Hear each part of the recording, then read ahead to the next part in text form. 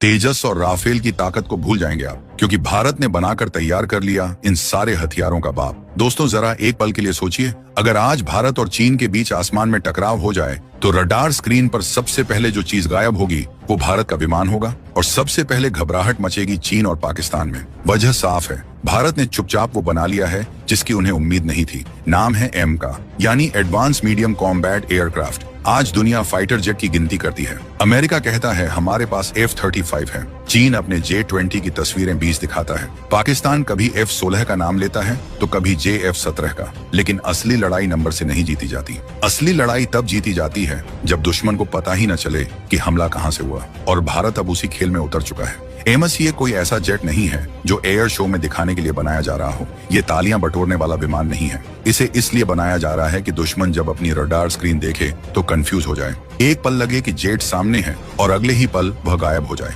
और जब तक दुश्मन ये समझे कि हुआ क्या है तब तक हमला हो चुका हो। अब सवाल ये है कि भारत को एम का बनाने की जरूरत क्यों पड़ी। सालों तक भारत दूसरे देशों से फाइटर जेट खरीदता रहा। रूस से सुखोई आया, फ्रांस से राफेल आया। जेट अच्छे थे, ताकतवर थे, लेकिन एक कमी हमेशा रही, ये जेट हमारे थे लेकिन पूरी तरह हमारे कंट्रोल में नहीं थे। हथियारों से लेकर सिस्टम तक कहीं न कहीं विदेशी निर्भरता बनी रहती थी, और यही बात भारत को अंदर ही अंदर परेशान कर रही थी। अब अमेरिका को देखिए, अमेरिका का F-35 बहुत एडवांस माना जाता है, लेकिन इसकी एक बड़ी सच्चाई है, इसका दिमाग अमेरिका के हाथ में रहता है। सॉफ्टवेयर अपडेट, सिस्टम कंट्रोल और कई सीमाएं ऐसी हैं जिन पर आखिरी फैसला अमेरिका का होता है। मतलब जेट आपके पास है लेकिन पूरी आजादी आपके पास नहीं। भारत ने तय किया कि उसे ऐसा जेट नहीं चाहिए। अब चीन की तरफ देखिए, चीन अपने J-20 को बहुत बड़ा हथियार बताता है। दिखने में वो खतरनाक लगता है, लेकिन अंदर की कहानी अलग है। चीन आज भी अपने फाइटर जेट के इंजन को लेकर पूरी तरह निश्चिंत नहीं है। इंजन की भरोसेमंद ताकत उसकी सबसे बड़ी कमजोरी है।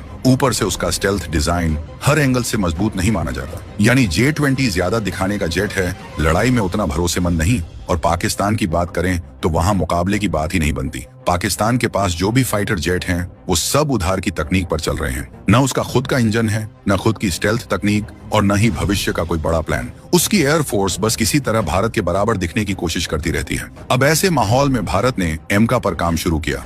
भारत ने पहले ये समझा कि आने वाला युद्ध कैसा होगा। अब लड़ाई सिर्फ मिसाइल दागने की नहीं होगी, अब लड़ाई होगी कौन पहले देखता है, कौन पहले समझता है और कौन पहले हमला करता है। जो पहले देख लेगा वही जीतेगा। इसीलिए एमका को सिर्फ फाइटर जेट नहीं बनाया जा रहा, इसे उड़ता हुआ दिमाग बनाया जा रहा है। इसके सेंसर, इसका रडार और इसके इलेक्ट्रॉनिक सिस्टम आपस में जुड़े होंगे। पायलट को हर खतरे की जानकारी पहले से मिल जाएगी, उसे अंदाजा नहीं लगाना पड़ेगा। अब एक बहुत जरूरी बात समझिए, एमका में हथियार बाहर नहीं लटकेंगे, सब कुछ अंदर रहेगा। इसका फायदा ये है कि रडार